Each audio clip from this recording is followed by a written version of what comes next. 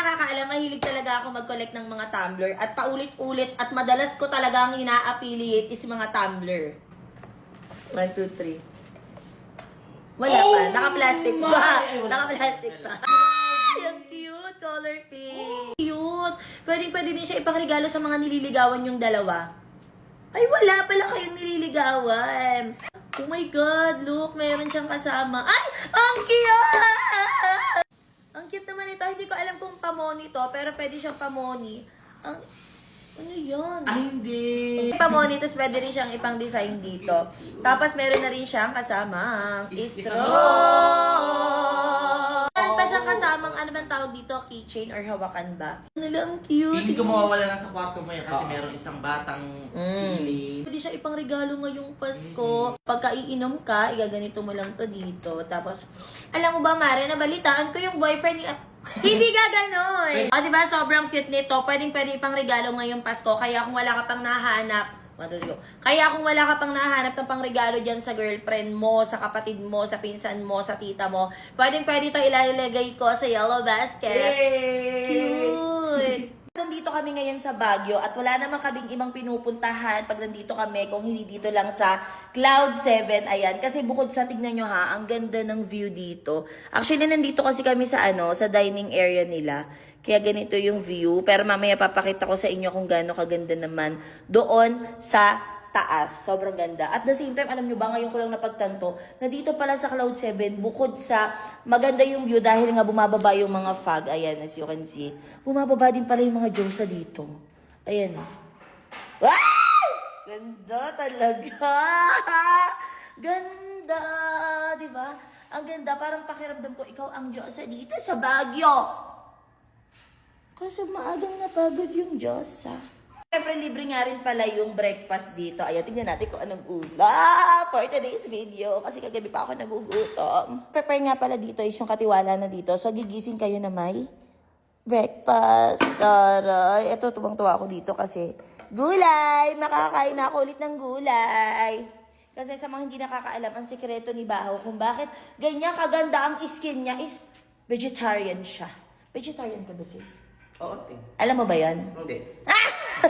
By the way, kasama nga rin pala namin si JC. Ayan, yung BFF ni Elaine. So, parang malungkot ka ngayon. Hindi na. Ay, kala ko malungkot ka. So, kakain mo na kami. So, kung naghahanap ka ng magandang tutuluyan dito sa Baguio, well, i-check nyo na yung Cloud 7. I-check nyo yung page nila. Ayan. For sure, magugustuhan nyo rin dito. Isang araw, nagmamaneho sa Cuba. Ang nakita, babaeng saksakan ng ganda. Sinundan. Papunta kami ngayon ng Manix house at medyo masakit sa eyes yung sinag ng araw. Si Arte. Buti na lang dumating yung in-order kong salamin dito sa TikTok. Oh! Hindi ako to. Hindi mo ako mama. Hindi. So, ang ganda ng nabili kong salamin. Tingnan nyo, oh. Ready siya sa Tao ba yan? Tao ako! Ate kita. Ate mo ako. Saktong sa ulo. Ang ganda. Tignan mo, Eileen, oh. Pwede nga na lang yan. Hulaan mo kung magkano to.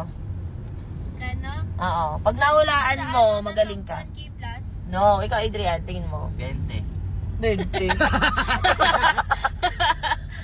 Hindi yan 20, hindi yan. Magkano ini 1,000 ba? Ikaw sa ID, tingin mo, magkano to? 250. Grabe ka lang, 250! Pero malapit na doon kasi mura lang din to. Nasa 300 plus lang din to. At hindi lang yan kasi hindi lang siya basta-basta salamin dahil sa box nito. Ito yung lagayan niya, oh. Meron na siyang kasamang rep. Hindi rep! Walang kasamang rep! Alyon! Layo ng akin 20. Kaya nga eh. So, meron siyang ganito. Ang cute ka. Parang sticky notes, eme-eme, ganon. May kasama Akin siyang na lang yan.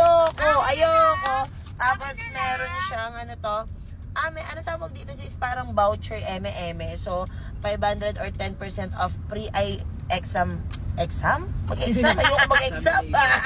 So, kasi meron tong mga store sa mga mall. Yes. Tapos, meron na rin tong kasamang yung wipes. Wipeses? Hindi! Wipeses Wipe yan. lang kasi isa lang eh. So, ayun. Tapos meron pa siyang kasama. Ang daming kasama nito ba? A special key for you.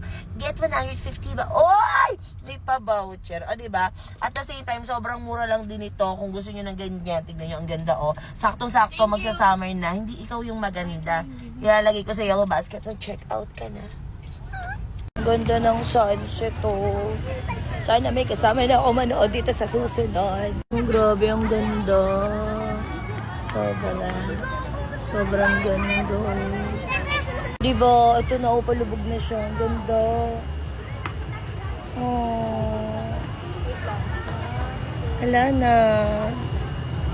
Sana sa susunod kasama ko na si Lab. Medyo nalito ako kanina. So, nag-CR kasi si Bahaw. Tapos pagbalik niya, nag-change hairstyle na siya. Ayun siya. Ah, ganun. Ano arigato? Kamukha mo si Puka. Puka, Labgaro. Pero bagay sa'yo, sis. Hindi sa'yo. Arigato kay Kamyas. Alam, Kamyas, hindi siya maasim.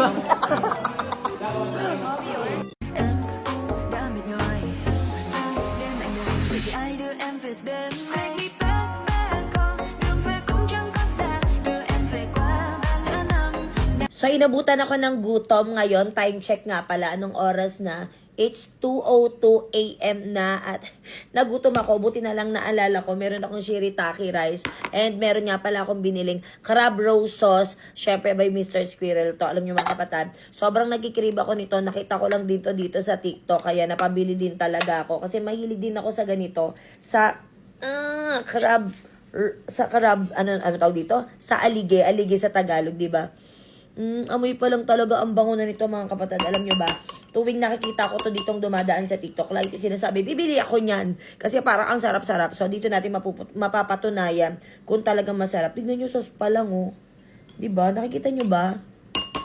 So, it's time to taste test. Uy. Kita ko sa inyo. Wala, naglalaway na ako kaagad.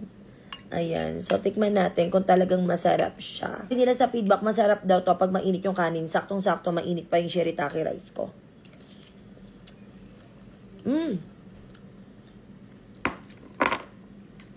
Ang sarap. Legit. Ang sarap nga nito.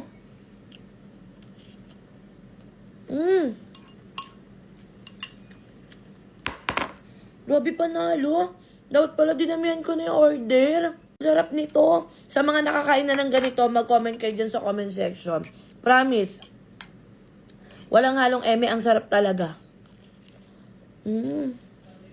Alam mo yung kahit ito lang yung iulam mo, masasatisfy ka talaga. Actually, pwede rin to iinit. Kung may microwave kayo, initin nyo sa microwave. Pero kung mainit naman yung kanin nyo, okay na yon. Kung gusto nyo rin to itry, ilalagay ko sa yellow basket, may check out ka na. Sarap.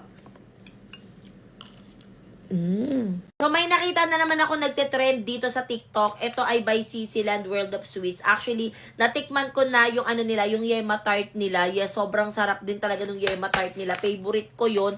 At isang upuan lang talaga, ubus yon. Oo, hindi nakakaumay. So, tinry ko tong toasted pastillas nila. By the way, meron tong 150 grams per pack. At excited na ako kasi hindi naman din ako mahilig talaga sa matatamis. Alam nyo yan. Pero ngayon kasi nagkikrib ako. Ewan ko kung magugustuhan ko yung pagkamatamis niya. So, ito yung tsura niya.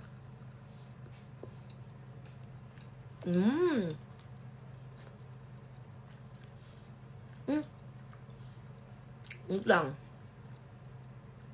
Ang ano naman ito, ah? Ang sarap. Hindi siya katulad ng ibang pastillas na nakakaumay kasi sobrang tamis. Ang galing ah. And since toasted pastillas siya, meron siyang, hindi siya yung super tigas katulad ng iba kasi may natikman akong ganito super tigas. Ito hindi.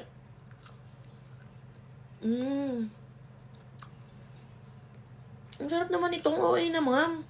Ang sarap niya ha.